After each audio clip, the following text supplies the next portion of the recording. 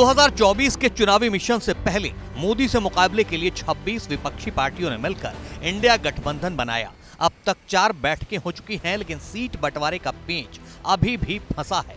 अब जो खबर सामने आ रही है उसके मुताबिक कांग्रेस ने सीट शेयरिंग का फॉर्मूला तैयार कर लिया है। हालांकि कांग्रेस ने इसे अभी सार्वजनिक नहीं किया है। ये रिपोर्ट पहले कांग्रेस अध्यक्ष मल्लिकार्जुन खड़गे को सौंपी जाएगी। इसके बाद कांग्रेस नेतृत्व सीट बंटवारे को लेकर सहयोगी दलों से बात करेगा। सूत्रों के हवाले से पता चला है कि कांग्रेस 9 राज्यों में गठबंधन करने जा रही है।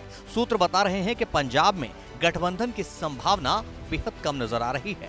सबसे पहले उन 9 राज्यों की फहरिस्त जान लीजिए जहां कांग्रेस अपने सहयोगी दलों से गठबंधन करने वाली है। जम्मू कश्मीर, दिल्ली, उत्तर प्रदेश, बिहार, झारखंड, पश्चिम बंगाल, महाराष्ट्र, केरल और तमिलनाडु। हालांकि एक तरफ जहां कांग्रेस दिल्ली में अरविंद केजरीवाल की आम आदमी पार्टी के साथ गठबंधन कर सकती है, तो वहीं पंजाब में इसकी संभावना कम नजर आ रही है। पश्चिम बंगाल में सीट बंटवारे पर अब भी सस्पेंस बरकरार है।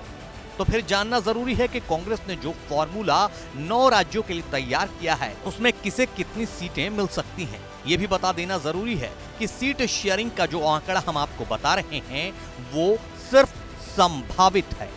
तो सबसे पहले जम्मू कश्मीर की बात। जम्मू कश्मीर में लोकसभा की कुल 5 सीटें हैं। ऐसे में सीट शेयरिंग के संभावित फार्मूले के मुताबिक कांग्रेस के हिस्से में 2 सीट होगी, जबकि नेशनल कॉन्फ्रेंस को 2 सीटें मिलेंगी और पीडीपी को 1। इधर यूपी में कुल 80 सीटों में कांग्रेस को 8 से 10 सीटें मिल सकती हैं, सपा को 65 और अन्य 5 से 7 पर चुनाव लड़ सकते हैं। महाराष्ट्र में कुल 48 सीट है। ऐसे में कांग्रेस अपने पास 18 सीटें रखेंगी, शिवसेना को 15 और एनसीपी को 15 सीटों पर चुनाव लड़ना होगा।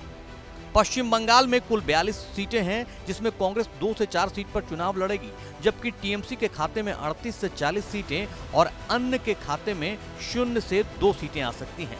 बिहार की कुल 40 सीटों में कांग्रेस के हिस्से में 4 सीटें, लेफ्ट 2 सीटों पर चुनाव लड़ सकती है, आरजेडी 17 और जेडीयू 17 सीटों पर। दिल्ली में कुल 7 सीटें हैं, कांग्रेस के खाते में 3 सीटें और आप के खाते में 4 सीटें आएंगी। तमिलनाडु में कुल 39 सीट पर कांग्रेस 9 सीटों पर चुनाव लड़ेगी, डीएमके 24, लेफ्ट 4 और अन्य 2 सीट पर। केरल में कुल 20 सीटों पर कांग्रेस 16 और अन्य 4 पर चुनाव लड़ सकते हैं। झारखंड में कुल 14 सीटों में कांग्रेस के खाते में 7 सीटें, जबकि जेएमएम के खाते में 4 और अन्य के खाते में 3 सीटें।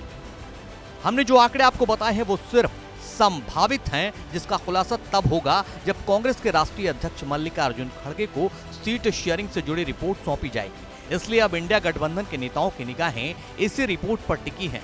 यही वो रिपोर्ट होगी जो तय करेगी इंडिया गठबंधन का सियासी भविष्य क्या होगा। भारत की बात रोहित सिंह सावल के साथ सिर्फ एबीपी न्यूज पर।